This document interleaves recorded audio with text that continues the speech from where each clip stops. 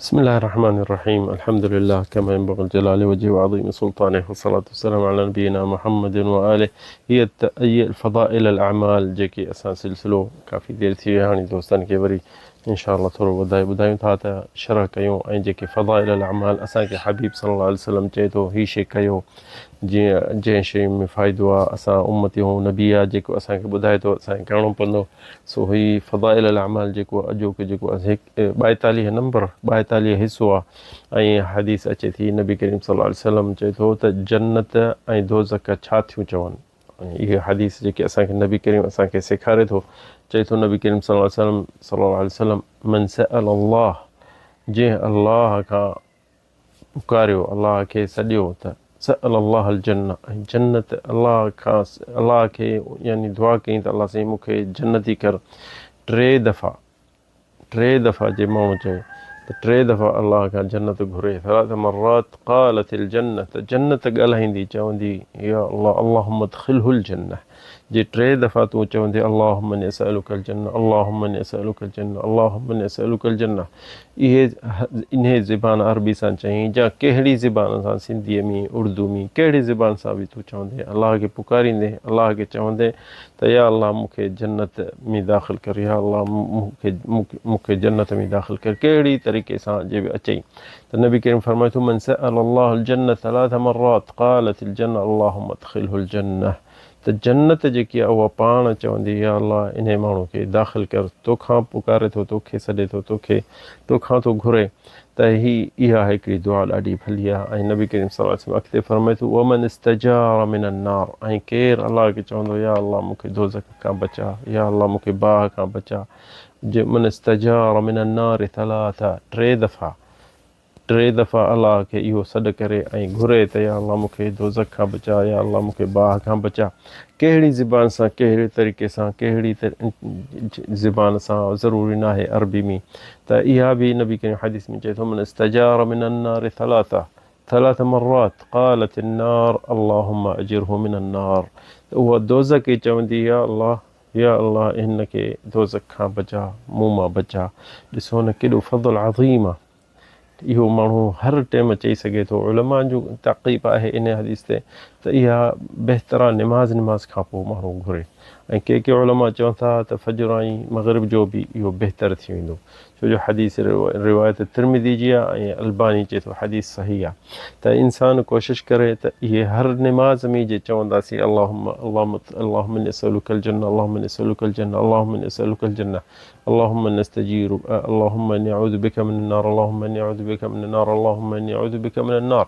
ॾिसो अधु मिंट बि कोन थो लॻे असांखे जे नमाज़ खां पोइ इहे अज़कार माण्हू पंहिंजा रखे छॾे त हर यादि करे छॾे, हर नमाज़ खां पोइ पढ़े।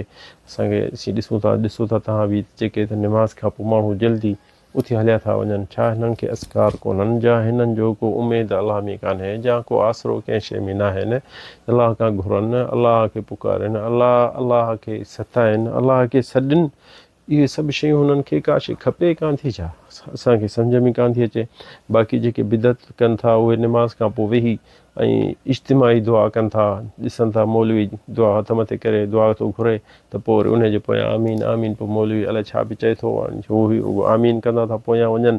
हाणे बिदत जे पोयां वेही था रहनि। ऐं जेको सही सुन्नत आहे, हीअ अज़कार आहिनि, हीअ दुआऊं आहिनि, हीअ वज़ीफ़ा आहिनि, असांखे हबीब सेखारे वियो आहे त तव्हां हीअ पढ़ो नमाज़ खां पोइ वेही अलाह खे सॼो, अलाह खां मग़फ़िरत घुरो, अलाह खां आफ़ियत घुरो, असां अलाह खां रिज़्क़ रोज़ी हलाल घुरो, अलाह खां इहो घुरो त असीं जन्नती हुजूं, अलाह खां माफ़ी वठो त असीं दोज़ख खां अलाह बचाए।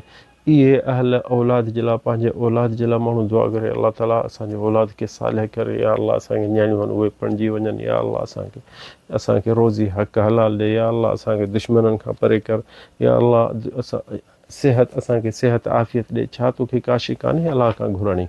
अजब थो लॻे माण्हू नमाज़ पढ़ी सलाम वारा इहे था वञनि हलिया, छा एॾो यानी मुस्तग़नी आहिनि अलाह खां, हुननि एतिरी हुननि खे ॾेई छॾी आहे जो का शइ हुननि खे खपे कान थी। त भला आख़िरत में त जन्नत त घुर, दोज़ख खां अलाह साईं माफ़ी ॾिए त उहा त उन अलाह खां इहे त घुर त अलाह साईं इन खां शइ बचाए। पर असांखे अजब थो लॻे त माण्हुनि खे हीअ शयूं ख़बर कान्हनि, जाहिल आहिनि त उन्हनि खे तव्हां सेखारियो तव्हां पाण सिखो, पंहिंजे अहल औलाद खे सेखारियो।